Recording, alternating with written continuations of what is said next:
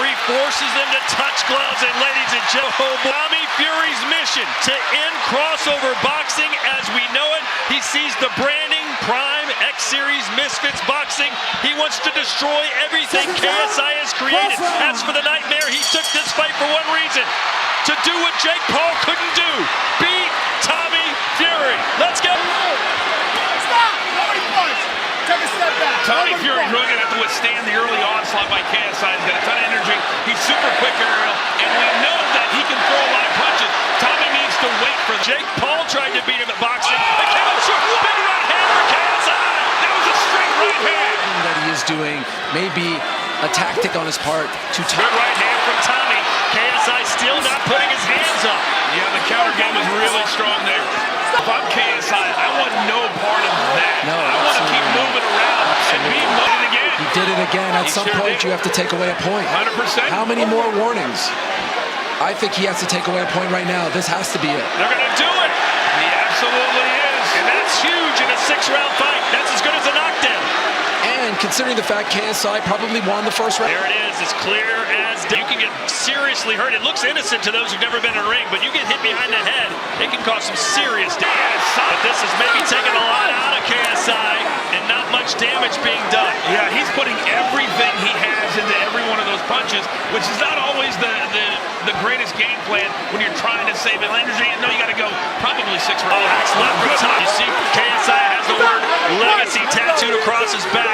That's what he's fighting for here tonight. Can you imagine if he beats Tommy Fury in one of the biggest pay-per-views in history? Keep in mind, Tommy Fury's fight against Jake was 8 rounds. This is only 6. So he couldn't wear down Jake over 8. He's trying to do the same here to KSI. Now, Tommy Fury started to do a lot of complaining to the referee, but the bottom line is if he wanted to, he could move back, but he's decided not to. Oh, right hand just misses from KSI. So too does the right hand from Tommy.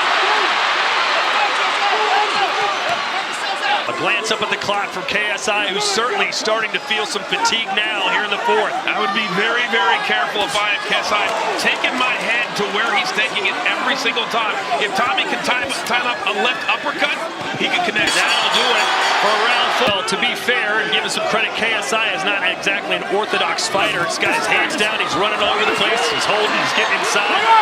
So not all the blame can lay at the feet of Tommy Fury, but when you're a trained professional, you figure out how to beat these kind of guys. Close the angles, pop him, make him regret keeping his hands down. Yeah. You try to outpoint him, and then when you have an opportunity for a knockout, you try it. But when you're the better boxer or the more experienced boxer, that's what you need to do. He's put it into the hands of KSI.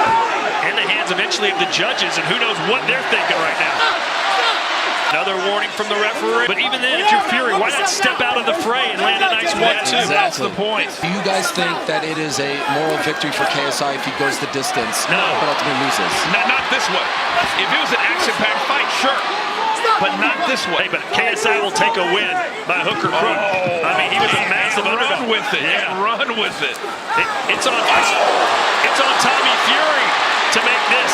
You know, KSI might have gotten that right. And guys, the problem with diminishing your opponent's skills leading up to a fight is when you win a fight like this, now the victory doesn't look all that impressive, right? So what did Tommy tell us going into this fight? He's not on my level, I'm gonna knock him out.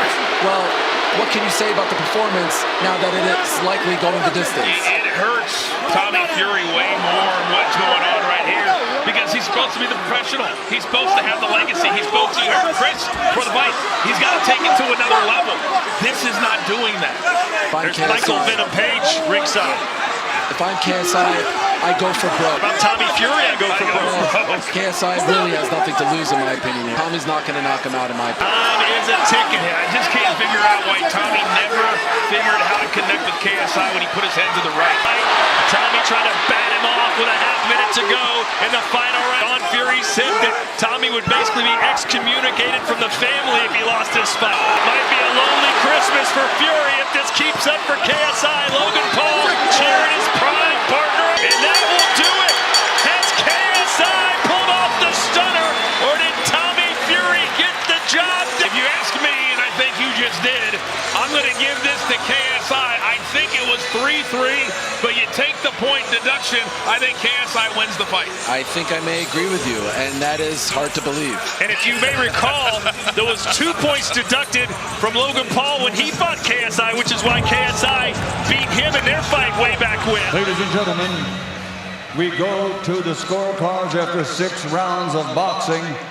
Rafael Ramos scores about 57. 57, he has it even. Bruno Ramirez and Joel Elizondo scored about 57, 56 to the winner by majority decision.